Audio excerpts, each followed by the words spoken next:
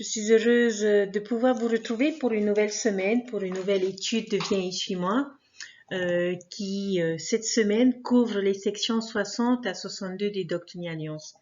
J'espère que nos mamans ont passé une très bonne fête. En tout cas, c'était mon cas et je suis heureuse de pouvoir vous retrouver et découvrir avec vous les nouvelles révélations et les nouveaux enseignements que le Seigneur nous donne dans ces sections des Doctrines et Alliances.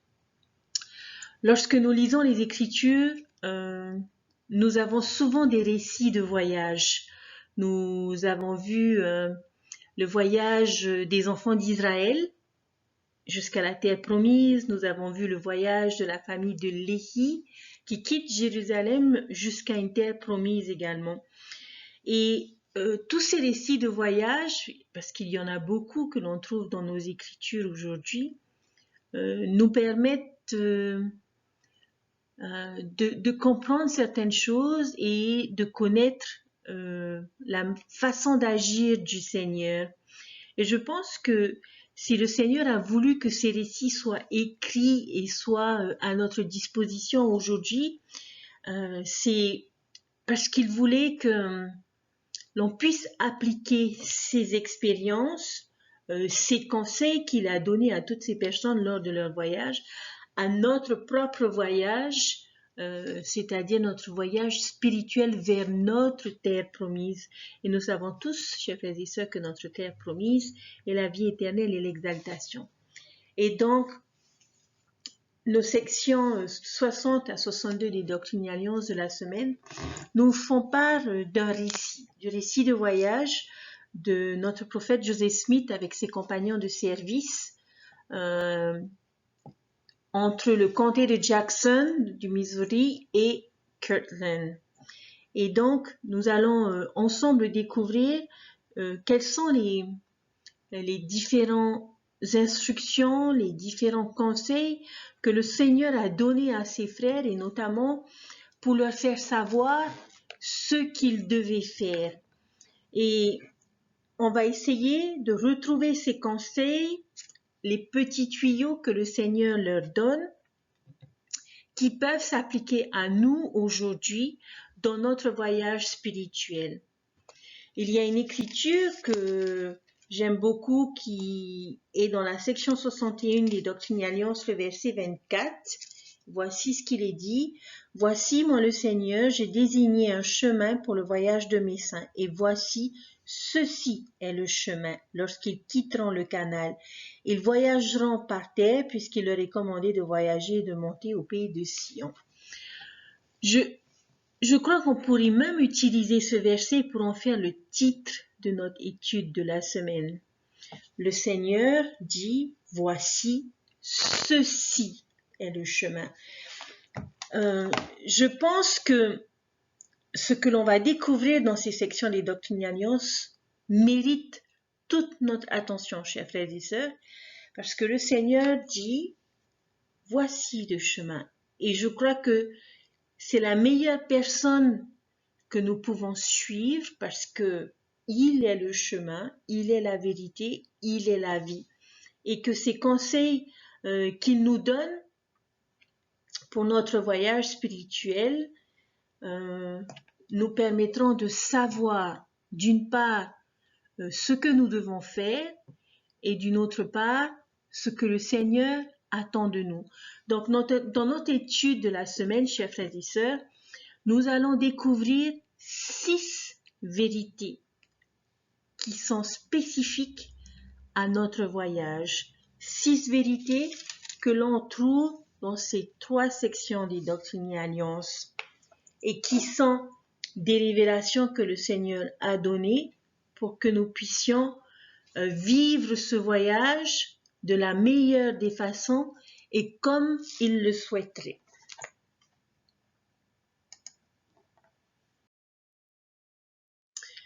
Donc, la première vérité que nous allons voir qui est utile à notre voyage spirituel est prêcher son évangile sur notre chemin. Nous avons vu dans les sections précédentes que lorsque le Seigneur s'est adressé à ses dirigeants et à ses missionnaires qui devaient se rendre dans le Missouri, qu'ils devaient prêcher l'évangile en chemin. Et nous savons que c'est un thème qui revient souvent dans les sections des Doctrines et Alliances et dans les Écritures d'ailleurs. Mais la particularité des sections de cette semaine, chers frères et sœurs, c'est que le Seigneur, dans cette vérité qui est de prêcher son évangile sur notre chemin, nous donne les enseignements sur ce que nous ne devons pas faire lorsque nous prêchons son évangile. La première chose qu'il ne faut pas faire, on la découvre dans Doctrine et Alliances, section 60, verset 2, qui dit ceci: « Mais il en est qui ne me sont pas agréables, car ils ne veulent pas ouvrir la bouche, mais cachent le talent que je leur ai donné à cause de la crainte de l'homme. Malheur à ceux-là, car ma colère est allumée contre eux. » Donc la première chose qu'il ne faut pas faire, c'est ne pas fermer notre bouche, chers frères et sœurs. Nous avons parfois du mal à prêcher l'évangile que nous connaissons parce que nous avons peur d'ouvrir la bouche, peur peut-être d'offenser les personnes lorsque nous essayons de les enseigner, peur, comme l'Écriture dit, nous craignons les réactions, nous craignons la manière dont les personnes vont accepter ce message que nous voudrions partager, et à cause de cette crainte et de cette peur, nous n'ouvrons pas notre bouche. Nous ne sommes pas prêts à pouvoir partager cet évangile parce que nos efforts reposent, sont dirigés par nos craintes, par la manière dont les personnes percevraient notre enseignement. Mais si nous sommes disposés à faire des efforts pour ouvrir notre bouche, le Seigneur nous donnera les mots qui sauront toucher le cœur. Dans Doctrine et Alliances, section 46, verset 13, rappelez-vous de l'enseignement qui disait que l'enseignement vient d'en haut. Nous ne sommes que des instruments. Celui qui va réellement enseigner les personnes qui seront à notre portée, qui seront sur notre chemin, c'est le Seigneur à travers le Saint-Esprit. Mais le Seigneur ne peut pas répondre aux besoins des autres, ne peut pas donner un enseignement et un encouragement si nous ne sommes pas disposés, chers frères et sœurs, à ouvrir notre bouche. Donc, le Seigneur nous demande de ne pas fermer notre bouche lorsqu'il s'agit de prêcher son évangile. La deuxième chose que l'on trouve également dans ce verset, c'est ne pas se cacher, ne pas cacher les talents que le Seigneur nous a donnés parce que nous craignons l'homme. Nous avons souvent peur des réactions des autres, donc, chers frères et sœurs, s'il vous plaît, ne soyons pas timides et ne nous cachons pas. N'ayons pas honte de dire « Je suis membre de l'Église de Jésus-Christ des Saints des Derniers Jours et voilà le message que nous enseignons et que je souhaiterais partager avec vous. » Je me suis retrouvée un jour chez ma prothésiste angulaire parce que j'aime me faire des manicures et des pédicures et on était avec plusieurs femmes et l'une d'entre elles a commencé à parler de terrain et notamment d'un terrain que l'Église avait acheté. Et la conversation a commencé à dévier sur les Mormons, sur l'Église de Jésus-Christ des Saints des Derniers Jours. Et notamment sur le fait que dans notre Église, il y avait beaucoup d'argent. Et j'entendais toutes ces femmes discuter, ne parlaient pas en mal de l'Église, mais partager ce qu'elles avaient appris, ce qu'elles connaissaient. Et l'une des prothésistes lui a demandé à cette jeune femme si elle était mormone. Elle a répondu tout de suite « Ah non, pas du tout, je ne suis pas mormone. » Et j'ai pris mon courage à deux mains et j'ai dit « moi, je suis membre de l'Église de Jésus-Christ des Saints des Derniers Jours. » Elles m'ont toutes regardées, elles étaient toutes étonnées et un peu gênées d'avoir entamé la discussion. Et ça a été une opportunité pour moi de pouvoir enseigner certains principes, notamment le principe de la dîme, non pas pour justifier le fait que l'Église avait de l'argent, mais pour leur enseigner la participation de chacun à l'œuvre du Seigneur. Et lorsque je suis sortie de cette petite séance, j'étais contente de moi-même parce que certaines personnes, certaines femmes du moins qui étaient présentes, avaient été agréablement surprises, avaient découvert des vérités qu'elles ignoraient parce que leur connaissance n'était basée que sur ce que le monde leur avait fait part. Et ça m'a donné l'occasion de pouvoir corriger certaines choses et de pouvoir rappeler certains principes et certaines valeurs que nous avons. Alors, chers frères et sœurs, le Seigneur veut que nous ne nous cachions pas et que nous ne cachions pas les talents qu'il a mis à notre disposition pour pouvoir l'aider dans son œuvre. Nous sommes des instruments entre les mains du Seigneur, mais ces instruments sont efficaces lorsqu'ils sont disposés à être utilisés. Mais si nous restons dans un coin à ne rien faire et à nous cacher, nous ne pouvons pas jouer convenablement notre partition de la douce mélodie de l'évangile de notre Sauveur Jésus-Christ. Alors, faisons ce qu'il faut.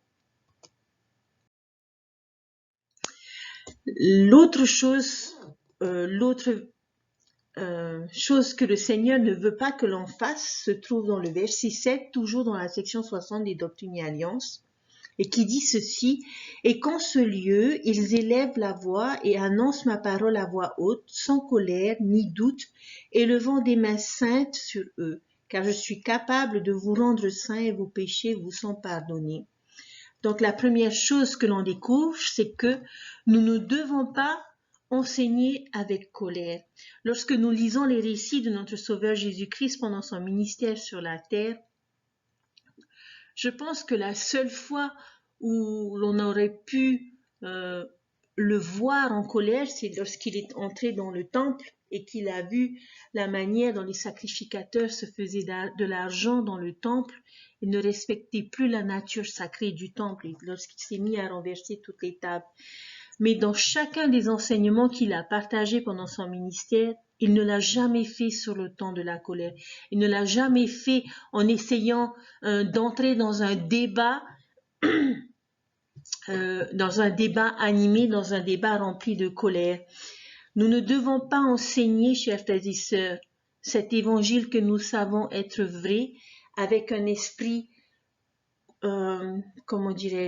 condescendant, en disant « je sais mieux, c'est nous le mieux, l'église de Jésus-Christ et Saint-Hélène-Jour est la seule et vraie église, et vous, c'est faux. » C'est pas dans ce sens que le Seigneur voudrait que l'on prêche son évangile. Nous n'aurons jamais, chers frères et sœurs, de succès dans notre travail missionnaire, dans nos efforts à prêcher l'évangile, si nous entrons en conflit avec les personnes que nous essayons d'enseigner. Bien sûr que nous allons nous retrouver face à des personnes qui vont tenter de nous déstabiliser, de nous prouver le contraire. Chers frères et sœurs, laissons ces personnes s'exprimer. Chacun a le droit d'exprimer ce qu'il pense et ce qu'il ressent. Le plus important est que nous ayons la bonne attitude et que nous nous posions toujours la question: qu'est-ce que le Sauveur ferait à ma place? La deuxième chose que le Seigneur ne veut pas que nous fassions, c'est douter. Il y a 3 choses, chers frères et sœurs, pour lesquelles il nous arrive de douter lorsque nous proclamons l'évangile de notre Sauveur Jésus-Christ. La première chose sur laquelle nous doutons, c'est de nous-mêmes. Bien souvent, nous pensons ne jamais être à la hauteur des attentes de notre Père Céleste, ne pas être à la hauteur pour pouvoir enseigner l'évangile. Aujourd'hui, chers frères et sœurs, nos dirigeants nous demandent d'enseigner cet évangile en étant nous-mêmes. Nous n'avons pas besoin d'être des érudits des Écritures, nous n'avons pas besoin d'avoir un bac+5 pour pouvoir enseigner l'Évangile. mais être juste soi-même, que l'évangile que nous nous efforçons de mettre en application dans notre vie se voit et se lit dans notre comportement et dans notre attitude. Donc nous ne devons jamais douter de nous-mêmes, parce que le message et les cœurs qui vont être touchés vont être par le pouvoir du Saint-Esprit. Alors si le Seigneur nous donne des opportunités pour prêcher son évangile, ne pensons jamais que nous ne sommes pas à la hauteur de cet appel, à la hauteur de cet engagement, à la hauteur de cette opportunité. La deuxième chose pour laquelle nous doutons, c'est du message. Il nous arrive parfois d'hésiter à partager un enseignement parce que nous avons peur de contrarier la personne, ou bien nous avons l'impression de déranger et que ce que l'on pourrait partager n'intéresserait pas les personnes qu'il y a autour de nous. La troisième chose pour laquelle il nous arrive de douter, ce sont nos amis de l'Église, nos investigateurs. Chers frères et sœurs, nous ne devons jamais nous excuser de partager l'évangile de notre Sauveur Jésus-Christ que nous connaissons parce que nous avons l'impression de déranger. Et pourquoi est-ce que nous ne devons jamais nous excuser? Parce que le message, chers frères et sœurs, que nous avons à partager avec autrui est un message de joie, est un message de réconfort, peut-être un message qui va répondre à des questions, à des besoins qui ont été exprimés dans des prières secrètes.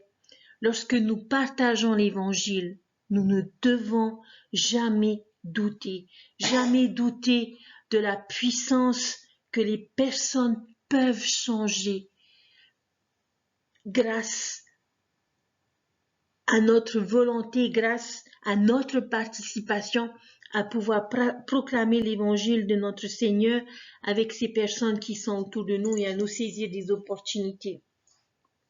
Nous ne devons jamais douter de nous-mêmes. Nous ne devons jamais douter du message que nous avons à partager au moment où nous le partagerons. Comme nous ne devons jamais douter des personnes que le Seigneur aura placées sur notre route, qui seront prêtes à entendre ce que nous avons à dire et ce que nous avons à partager. Une autre chose que nous ne devons pas faire, toujours dans la section 60, se trouve dans le verset 13 qui dit ceci. Voici, ils ont été envoyés prêcher mon évangile parmi les assemblées des méchants. C'est pourquoi je leur donne le commandement suivant. Tu ne gaspilleras pas ton temps à ne rien faire et tu n'enterreras pas ton talent pour qu'il ne soit pas connu. Alors, qu'est-ce que je ne dois pas faire, chers frères et sœurs? Ne pas gaspiller notre temps. En un mot, vous allez me dire que je l'ai déjà dit pendant 2 semaines et je vais le redire encore cette semaine, chers frères et sœurs. Nous ne devons pas être paresseux. Nous ne devons pas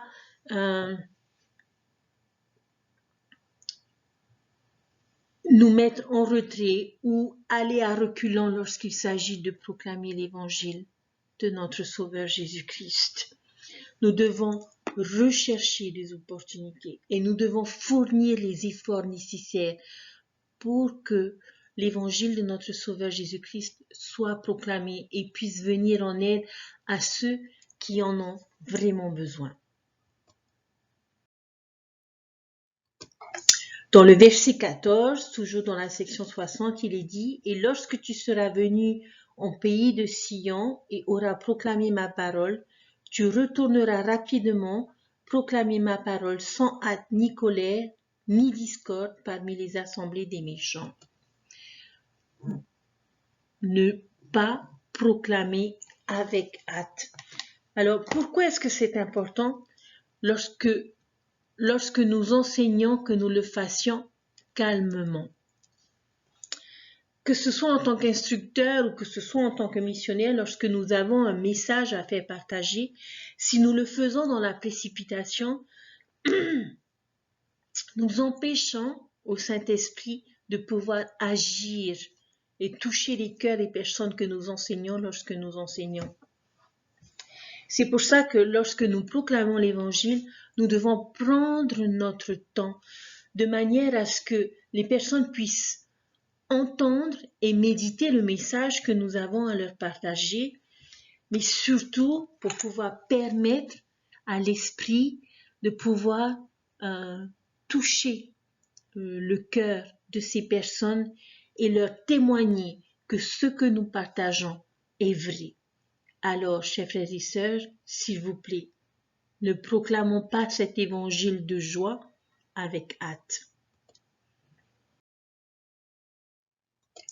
La dernière chose, toujours dans la section 61 des Doctrines et Alliances, au verset 32, il est dit « Et de là qu'ils voyagent vers les assemblées de leurs frères, car en ce moment même, leurs efforts sont encore plus abondamment requis parmi eux que parmi les assemblées des méchants. » Ce qu'il ne faut pas faire, chers frères et sœurs, c'est ne pas négliger nos frères. Oui, proclamer l'évangile à nos amis de l'Église, c'est important. Pouvoir permettre aux enfants de notre Père Céleste de venir et de contracter des alliances pour pouvoir être sur le chemin des alliances et participer avec nous à ce voyage spirituel vers notre terre promise est important.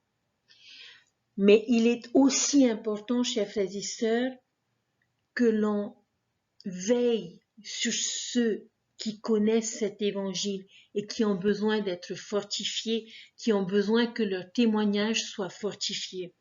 Que ce soit nos amis de l'Église ou que ce soit nos frères et sœurs, membres inactifs ou actifs, tout le monde a besoin que l'on agisse dans leur vie et qu'on les aide à pouvoir se remémorer, apprendre et comprendre cet évangile. Bien que prêcher l'évangile soit une priorité dans l'Église, et encore plus aujourd'hui parce que nous sommes dans les derniers jours, la meilleure façon d'enseigner est de le faire au sein de nos chapelles, au sein de nos réunions. Nos efforts dans nos réunions, dans nos classes, dans nos enseignements sont aussi nécessaires avec nos membres qu'avec nos amis de l'Église, chers frères et sœurs. Le Seigneur veut que nous prêchions l'Évangile, mais il veut aussi que nous perfectionnons les saints. Pourquoi? Parce que chaque âme a une grande valeur aux yeux de Dieu. Je ne peux pas prêcher l'évangile à une personne et la laisser toute seule une fois qu'elle a contracté des alliances. Cette personne a besoin d'être aidée, cette personne a besoin d'être fortifiée. Et nos efforts doivent être aussi bien dirigés vers nos amis de l'Église que vers nos membres. Et c'est ensemble que nous devons faire en sorte que ce voyage spirituel soit une belle aventure vécue ensemble, vécue comme un groupe où chacun s'entraide, chacun partage ses craintes, ses appréhensions, ses joies connues pendant ce voyage spirituel. Donc, chers frères et sœurs, il est important de prendre soin également des membres dans nos paroisses, dans nos sociétés de secours, dans notre collège des anciens, chez nos jeunes. Ils ont eu le témoignage de cet évangile et c'est pour ça qu'ils font partie de cette église. Mais pendant tout le voyage, nous avons besoin d'être continuellement fortifiés et continuellement nourris spirituellement. Donc, la première vérité que le Seigneur nous donne dans ces sections des Doctrines et Alliances concernant notre voyage, c'est que ce soit à la personne assise à côté de moi dans l'avion, j'essaie de donner une image, ou que ce soit 2 rangs plus loin, ou que ce soit toutes ces personnes autour de moi qui font ce voyage dans cette condition mortelle doivent entendre parler de cet évangile, de l'évangile de notre Sauveur Jésus-Christ. Et nous avons la responsabilité. Aujourd'hui, le Seigneur nous a donné de nombreux moyens pour pouvoir le faire. Comme je l'avais dit la semaine dernière, 3 choses. On nous demande d'aimer, on nous demande de partager son évangile et on nous demande d'inviter. Par des choses simples, nous n'avons pas besoin de faire de choses extraordinaires. Juste être ce que nous sommes et partager ce que nous savons et ce qui nous apporte du bonheur et de la joie aujourd'hui. Alors le Seigneur veut que l'on ouvre notre bouche. Le Seigneur ne veut pas que l'on enseigne avec colère. Il ne veut pas que l'on doute de nous-mêmes, du message ou de nos amis de l'Église, des personnes qu'il va mettre sur notre chemin. Le Seigneur ne veut pas que nous soyons paresseux. Il ne veut pas que nous nous cachions. Il ne veut pas que nous nous précipitions dans nos enseignements. Voilà ce qu'il ne faut pas faire lorsqu'il s'agit de prêcher l'Évangile en chemin. Et le plus important, chers frères et sœurs, est de pouvoir retrouver et être connecté avec l'Esprit pour que ce dernier puisse agir à l'instant même, au moment précis, dans le cœur de ces personnes avec qui nous allons tout simplement partager une expérience, un témoignage, quelque chose qui nous a fortifiés.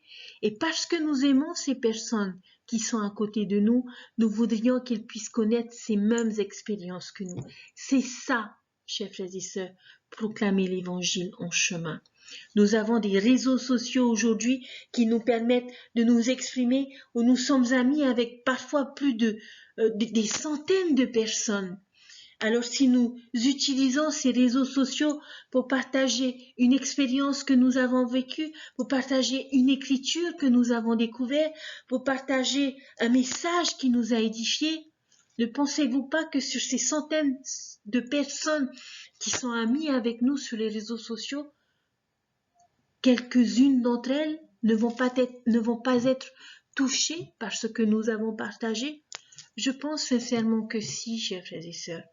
Nous n'avons pas besoin de mettre en place des choses extraordinaires, bien que les programmes qui sont mis en place par les pieux, par les paroisses, sont de belles choses pour pouvoir inviter nos amis de l'Église.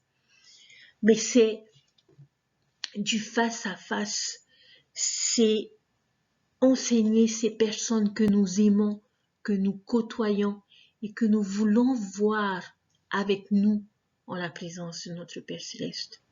Si nous aimons ces personnes, nous ferions tout pour qu'elles puissent être sauvées, pour qu'elles puissent avoir leur place dans le royaume de notre Père Céleste.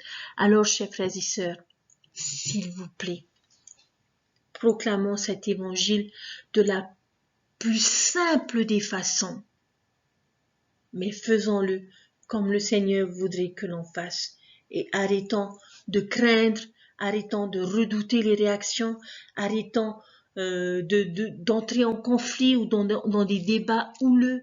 C'est pas ça la beauté de l'évangile.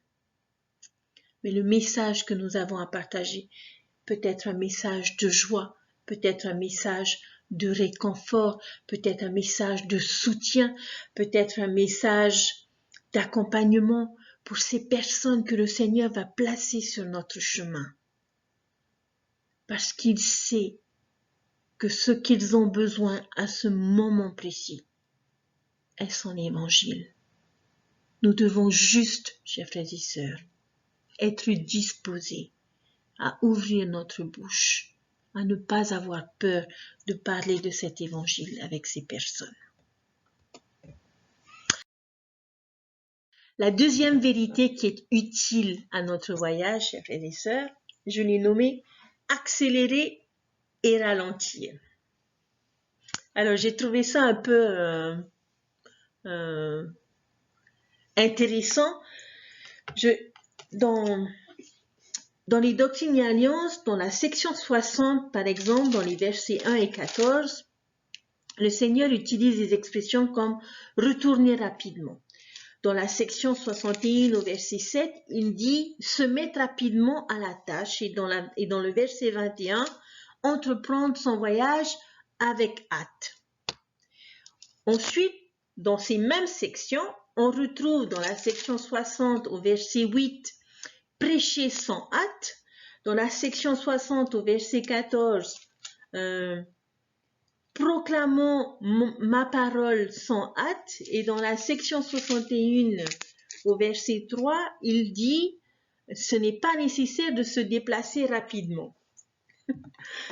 Alors, je dirais que toutes ces expressions sont un peu contradictoires entre elles. D'un côté, il nous dit allez rapidement, mettez-vous rapidement à la tâche, et puis dans ces mêmes sections, il nous dit prêchez sans hâte, proclamer ma parole sans hâte et que ce n'est pas nécessaire de se déplacer rapidement. Donc, dans ces versets que je vous ai donnés, l'on voit que le Seigneur encourage les voyageurs à se dépêcher d'aller rapidement avec hâte. Puis, il leur dit, attendez, non, finalement, ralentissez, ne prêchez pas avec hâte. Alors, la question que l'on pourrait se poser, c'est qu'est-ce que je dois faire? Je dois me dépêcher ou je dois ralentir? En fait, je pense que si on lit bien ces sections, le Seigneur donne ses enseignements selon les circonstances et selon ce que chacun est ou peut faire. Cela dépend des personnes et cela dépend de ce que nous sommes. Par exemple, à celui qui est paresseux, je pense que le Seigneur va dire, ok, maintenant ça suffit, dépêche-toi, mets-toi rapidement au travail.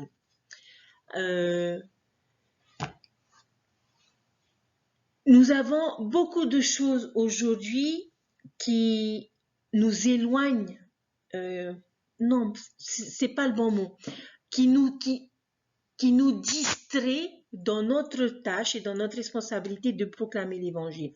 Nous avons notre téléphone, nous avons les réseaux sociaux, nous avons Netflix, pour les jeunes, il y a les jeux vidéo. Il y a beaucoup de choses que la société offre aujourd'hui qui monopolisent notre attention. Ou bien il y a des personnes qui ont un appel, qui ont une responsabilité dans leur paroisse ou dans leur pieu, mais qui ne sont pas engagés parce que ils se préoccupent plus de leur maison qui est en construction ou de l'aménagement de leur maison, qui se préoccupent plus de leur étude, de leur travail qui leur prend déjà beaucoup de temps et beaucoup d'énergie, ou voire de leurs relations. Je pense, chers frères et sœurs, que c'est à ces personnes-là que le Seigneur va dire, ok, maintenant, dépêche-toi, mets-toi à la tâche rapidement. Lorsque nous regardons dans le livre de Mormon et que nous revenons à l'histoire des Jarédites, le Seigneur les avait fait traverser les eaux et leur avait promis la terre promise.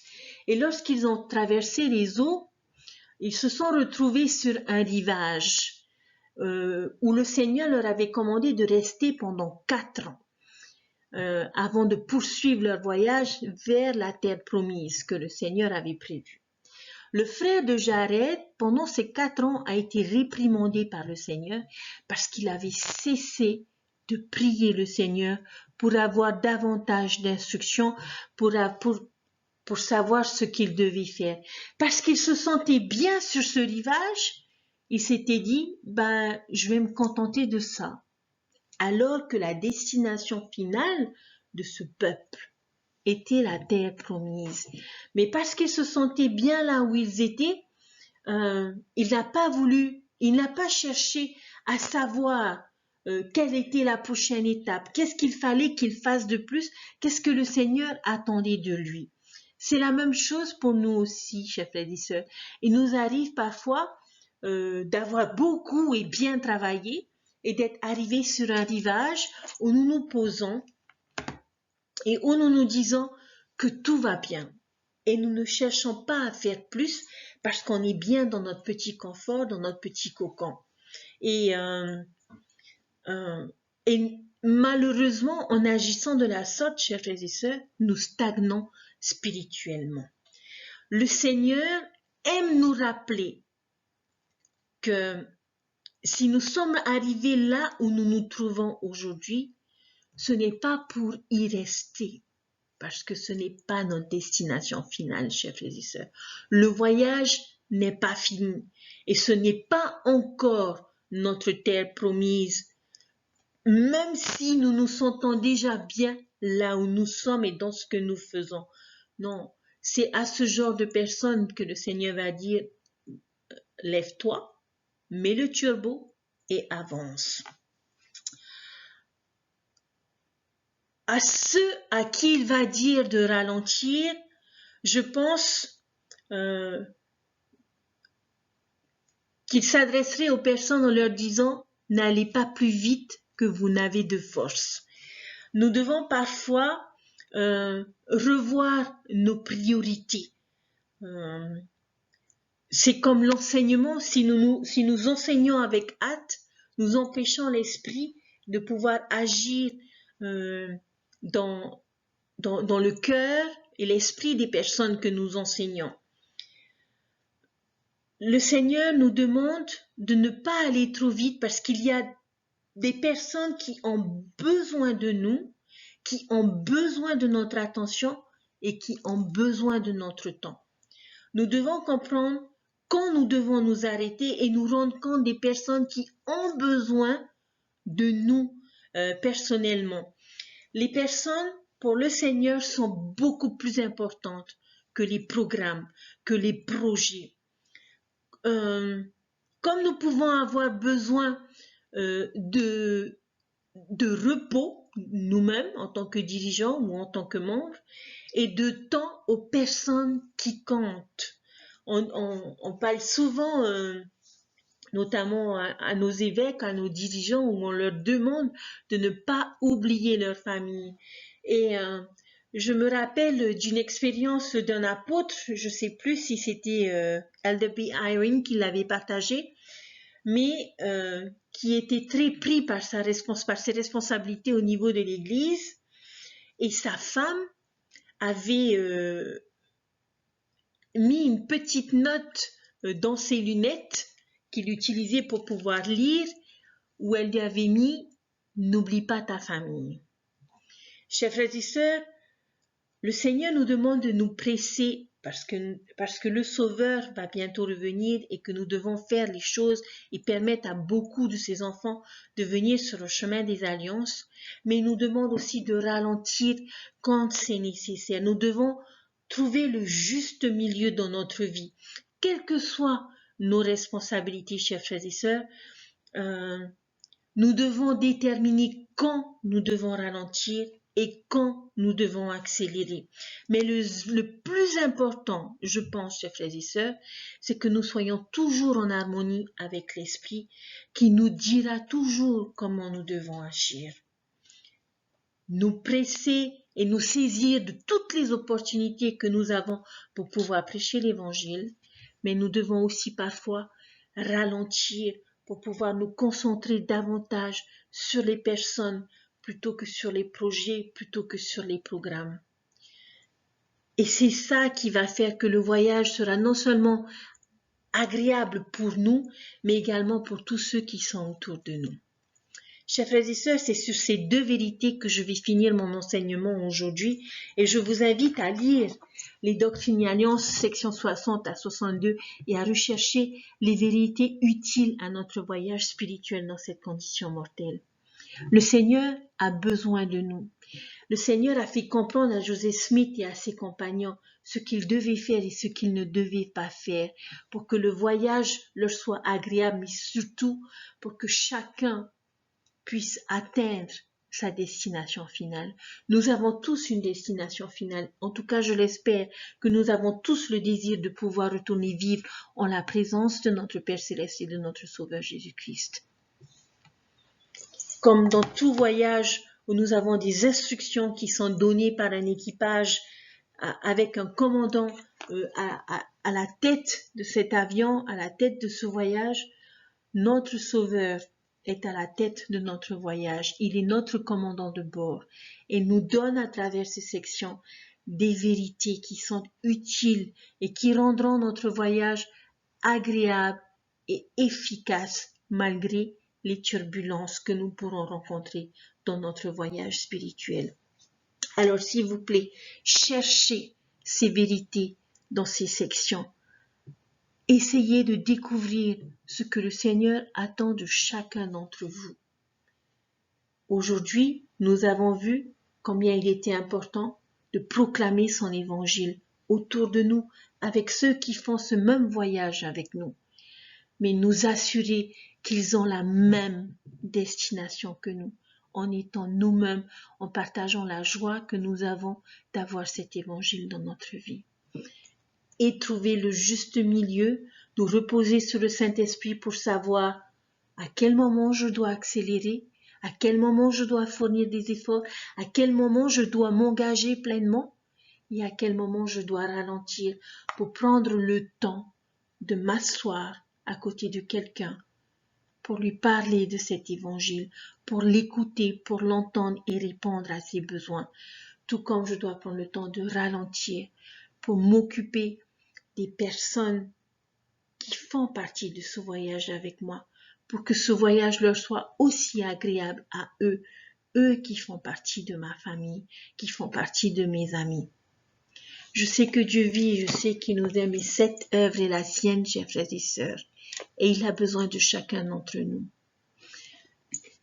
Lisez ces sections, s'il vous plaît, pour que vous puissiez savoir ce que le Seigneur veut que nous fassions et que nous puissions découvrir tous ces petits aspects de notre voyage spirituel qui vont nous permettre d'atteindre nos destinations finales, qui vont nous permettre d'atteindre notre terre promise, mais qui vont aussi nous permettre de savoir quand il sera nécessaire d'attacher notre ceinture pendant le voyage,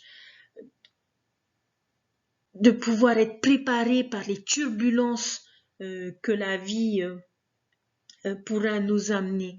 Mais quelles que soient les différentes étapes, les différents aspects de ce voyage, le plus important est que ce voyage nous ramène auprès de notre Père Céleste, avec ceux que nous aimons.